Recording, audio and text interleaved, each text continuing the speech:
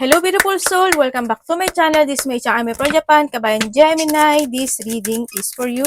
Tingnan natin na yung April 19 to 25, 2026. Maraming salamat muna sa mga subscriber, new subscriber, cross-watcher, at sa mga bagong pasok dyan. Welcome na welcome kayo sa bahay ni Ate Aimee. Salamat din sa nakataba ng puso ninyong mga comments at sa mga nagpa-personal reading. Marami pong salamat.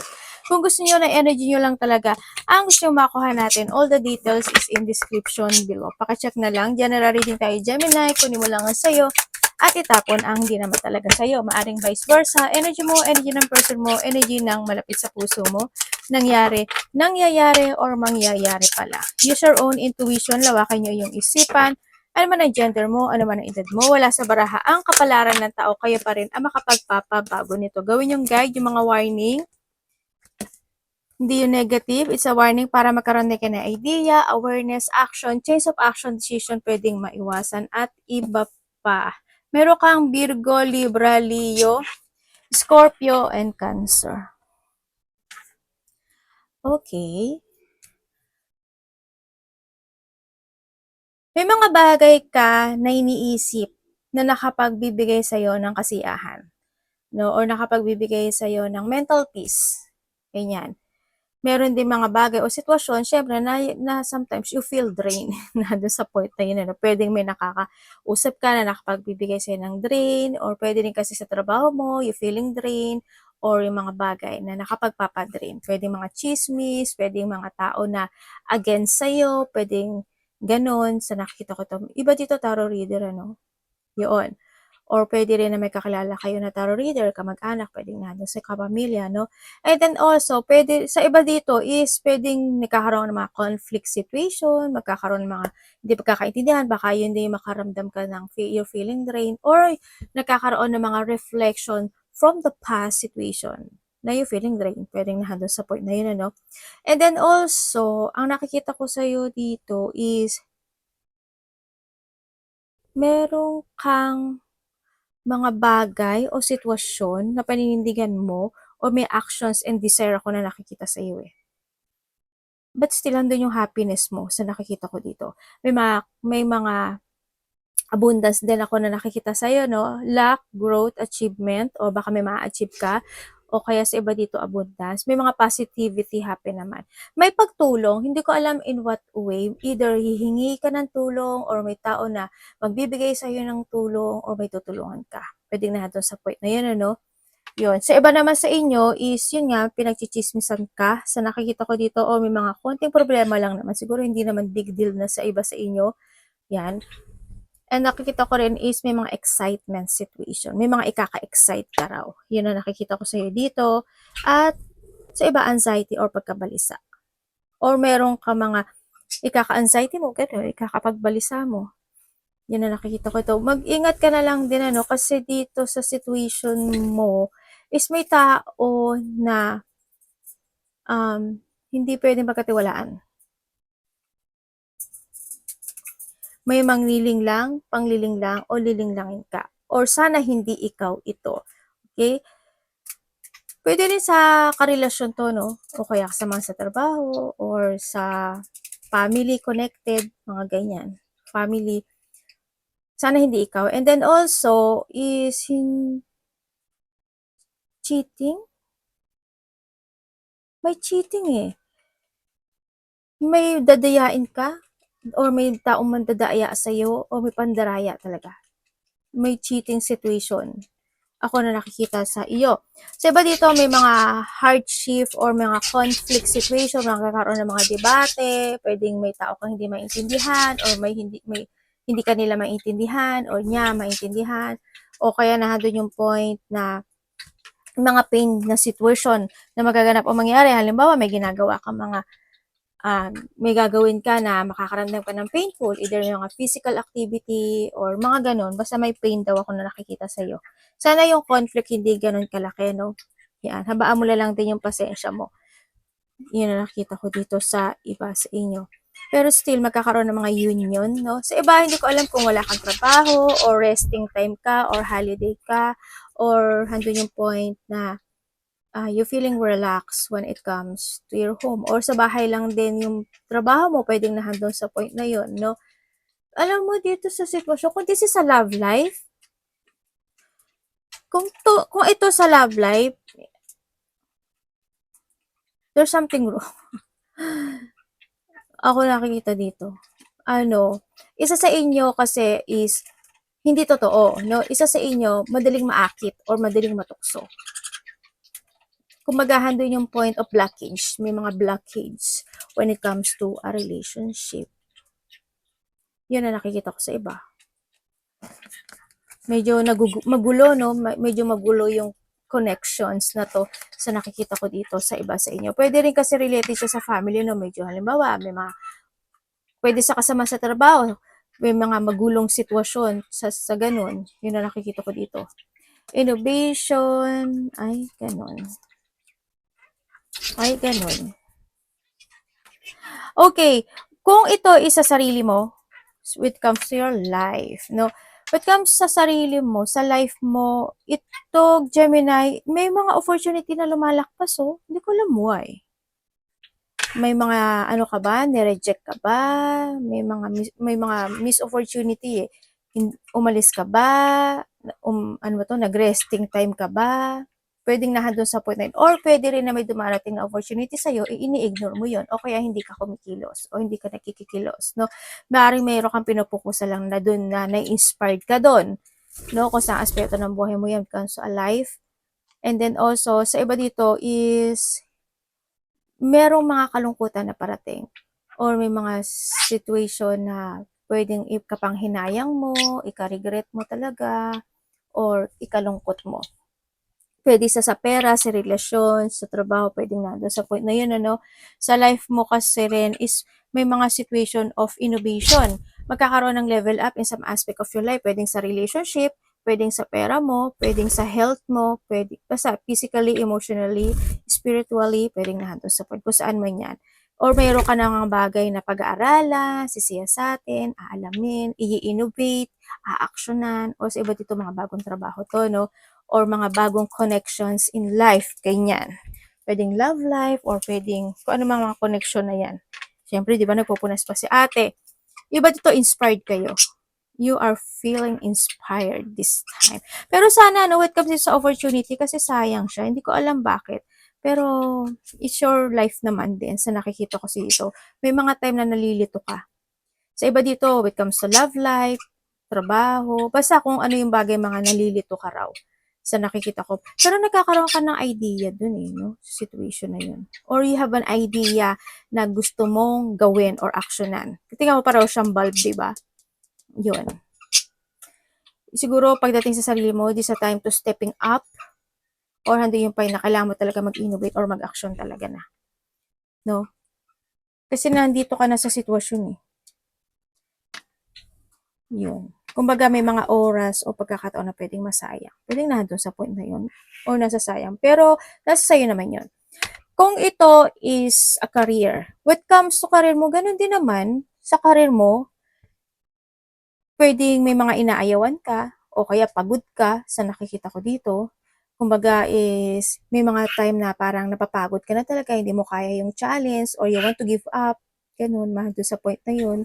Sa iba si inyo, siguro lang kasi is nagkakaroon lang ng level up when it comes to your thinking pagdating sa career, no? Pwedeng nandun sa point na yun. Sa iba sa inyo, sa ibang bansa kayo, um, magsasucess. Sa iba naman sa inyo, is your own idea to. Ibig sabihin, when it comes to career, is you can manage to become a leader, become a boss, ganyan. Mas doon kayo magiging okay. Kasi, sa iba sa inyo, siguro pag namasukan kayo, well, natural naman kasi yung challenge, ano, pwedeng may mga taong aayawan ka. Or being a leadership, why? Kasi andito si leadership, oh. Ay, naku, may something. Kaya pala basa. Yan. Kaya handun yung point na meron kang ability to become a boss, to become a leader, ganyan. Yun ang nakita ko. Kung this is a love life, kung bago kayo, isa sa inyo, hindi pa totally clear or hindi pa totally nakaka-move on. Kaya wag mo na kayo pumasok sa love life. Okay? Sa nakikita ko dito. Mag-trust ka sa intuition mo. Kasi dito, sa separation, yes, nagkaroon na ng separation. Kasi why? Nari nagkaroon ng inspiration in life new, nagkaroon ng challenge, nalito, or pwedeng ikaw yung third party, or pwede naman talaga na nagkaroon ng attraction sa iba. Kung kayo naman is may third party relationship, syempre, andito na siya, di ba? Umano na, di ba? Andito na yung challenge, nagbaliktaran na siya. Oh, alam niyo na rin to. Tsaka, nabivision mo na rin, no? Na ano, na may third party talaga. Tsaka alam nung iba, no, na may third party. Pwede rin kasi ito na paulit-ulit na ginagawa niya yun. Diba? Medyo makati. Yun. So, may mga third party to, ah. So, wala naman third party connection. Sa mga walang third party relationship, may mga time na minsan nalilito ka na rin. Siguro, hot and cold, or in and out, or may mga time na hindi clarity, no? Or unclear yung mga sitwasyon pagdating sa relationship. Pero nandun kasi yung point na isa sa inyo is gusto pang magkaroon ng innovation or pag-angat yung relationship. Kung baga gustong magkaroon ng level up sa nakikita ko dito, ganun. Yun ang may mga bagay na iniisip na ganun, ano? Pero ang isa sa inyo naman nalilito. Parang hindi pa siya handa, no? Pero kung kayo is matagal na itong taon na to, ang sa mga hindi pa matagal, sa mga halimbawa yung hindi pa kayo kasal, parang andun kasi itong isa sa inyo kasi parang go to the flow dito sa sitwasyon, ano. Kung matagal na kayo nito, sa nakikita ko dito, syempre, may mga time talaga na hindi kayo magkakaintindihan. Natural na kasi yun sa buhay, di ba? Na magkakarelasyon. Yan, may mga pag-aaway, ganyan. Pero still naman, na andun din naman na kasi wala naman talaga kayong third party, inspired ka sa kanya, 'di ba? Handun yung point that you're doing your best pagdating sa kanya. Kumbaga pwedeng isa sa inyo is nagbibigay talaga ng effort pagdating sa relationship. O kaya isa sa inyo is talagang go, go, go lang, di ba? Pero yun nga lang, may mga challenge. Ibig sabihin, may mga time talaga na hindi kayo magkakaintindihan. Yan. Kumbaga nandun yung point din kasi sa mga walang third party. Gusto niya ibigay sa'yo ang lahat pero hindi niya kaya. Or ikaw ito sa kanya. Alam mo yun? Yung parang, yung ano lang yung kaya ko sa ngayon. Yun yung parang nandun sa point na yun. Kasi nagbaliktad to. Yun na nakikita ko. Dito, tingnan natin ang iyong energy. Ay, namatay yung iPad. Ay. Energy ni Gemini.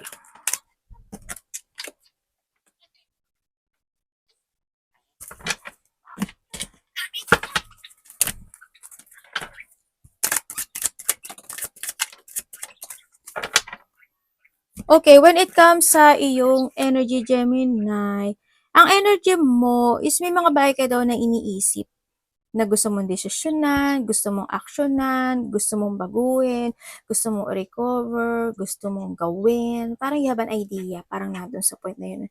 Energy mo rin is, yun nga, may mga travel situation, ano, pwedeng malayo man yan o malapit, yan, magkakaroon ng mga traveling situation. May mga time daw na pwedeng manakit yung katawan mo, kasukasuan mo, buto-buto mo, kalamnan mo, ganyan. Nandun sa point na yun, ano, sa nakikita ko dito.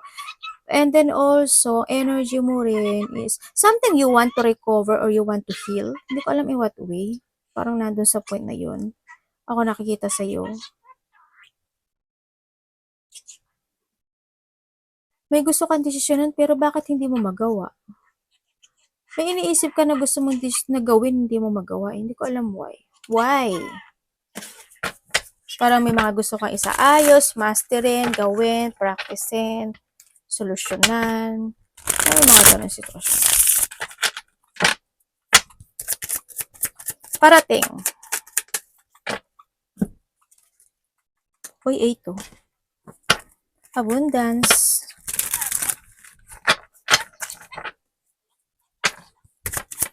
Eight of Cups and the Ace of Cups, ibig sabihin the Nine of Cups. And we have the 10. Ibig sabihin, meron kang good news na darating or merong abundance na darating sa iyo. Or nandun yung successful and reward situation, ano?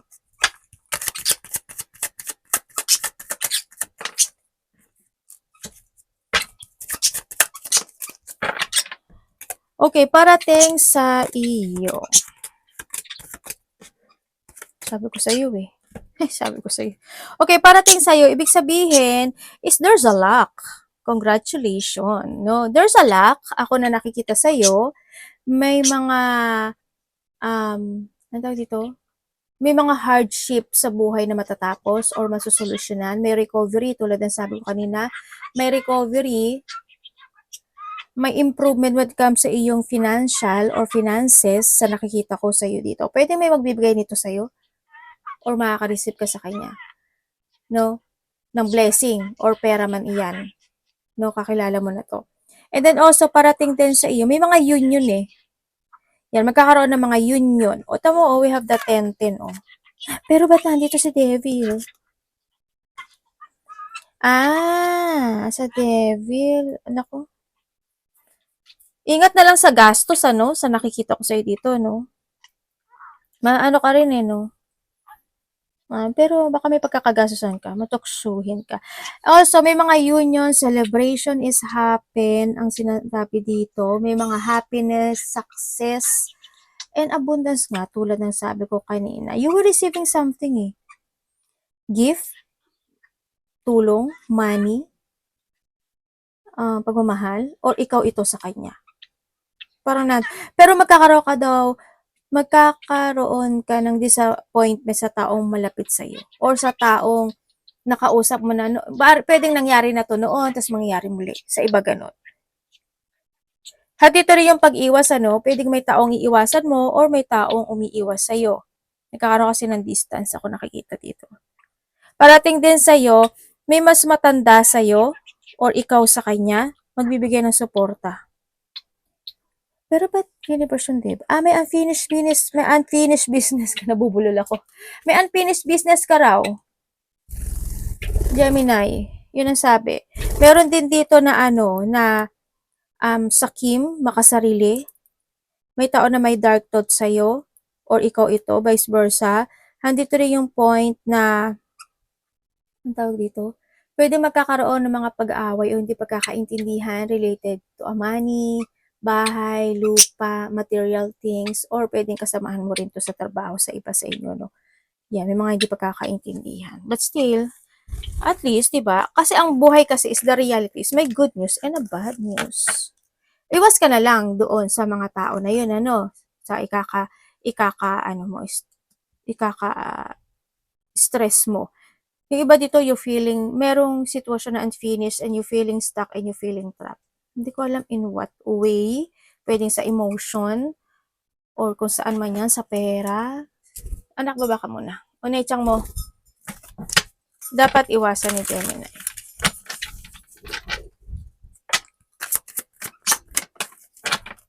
Pero congrats kasi maganda yung pera, pero tingnan pa natin yung pera mo kasi yung may luck ka, 'di ba? Dito. Tamo dito na naman pera, oh.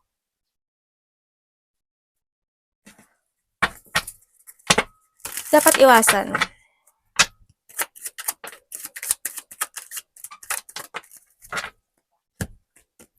Okay, dapat mong iwasan. Ay, baliktad. Ano ba yun, ate? Dapat mong iwasan yung hindi mo talaga pag-isipan, pag-aralan, siyasatin, alamin ang mga bagay-bagay, no? Kumbaga, you need to think advantage talaga sa any situation into your life. Kahit sa pagsasalita mo pa lang, ingat ka lang din sa mga decision making mo, sa movement mo, pag-isipan mo. And then, wag mo na daw ulitin yung nakaraan, ang sinasabi dito. Kumbaga, handin yung point na kailangan i-embodies mo daw yung mga lesson na you learn from the past. Hindi ko alam why. Ano bang ginagawa mo? Sabi ka. Ganun siya sinasabi dito. Iwasan mo rin yung, yung hindi mo pahalagahan yung sarili mo. Hindi mo pahalagahan yung pera mo, yung sarili mo. Yan, yun ang sinasabi dito. Iwasan mo yung malack of idea ka, malack of plano ka, yung mga tao na paranoid or being a paranoid, yan, iwasan mo yun. Yung mga tao na very defensive or being very defensive, tapos yung, ano tawag dito?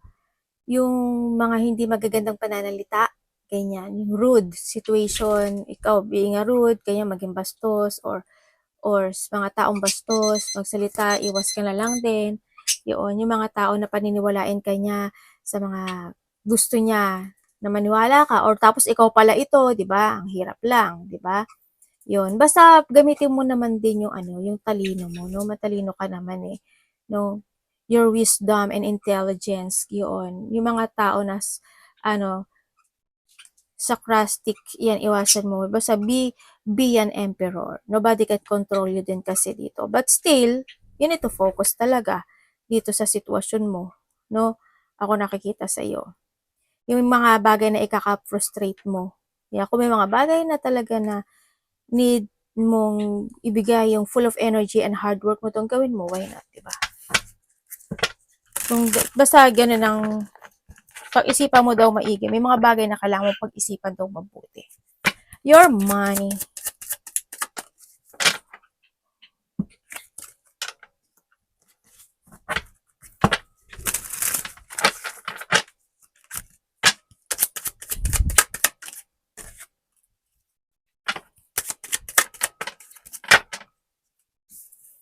Okay, pagdating sa iyong money. Pagdating sa iyong money, may papasok sa iyong pera. Then we have the 3. May papasok sa iyong pera kahit papaano, ganyan. And then also, ang nakikita ko sa iyo dito ay the ace pala to. Oh, may papasok sa iyong pera. May papasok pero may lalabas, ano? Pero natural kasi sa buhay yun. Diba? Papasok, lalabas. Yun ang nakikita ko sa iyo. Sa iba sa inyo, mga ano to, bagong trabaho. Sa iba sa inyo, trabaho and pera kasi to, no? Siguro nandun yung point na pang umaga, pang gabi, pang tanghali, ganyan. O kaya section 1, section 2, section 3, malilipat ka ng bash, ng place. Maaaring nandun sa point na yon. Kung kayo naman is meron kayong mga sariling business or own leadership situation, may mga makikipag-dealing sa iyo or partnership, ano, ako na nakikita na parating. Sa iba naman sa inyo is magkakaroon ka ng collaboration sa isang tao na pwedeng pagkakagastosan mo talaga or maglalabas ka talaga ng pera. Yun na nakikita ko sa inyo dito. Meron ka daw pinag-iisipan. Parang meron kang sinisiyasat. Connected yung pera eh. Hindi ko alam why. May bibiling ka ba? May gagastusin ka ba? Connected ang pera? Parang nandun ka sa point na nagkakaroon ka daw ng urong sulong or naghahanap ka pa talaga o nagsisiyasat ka pa talaga. Yun na nakikita ko sa iba sa inyo. Arigato naman, God bless.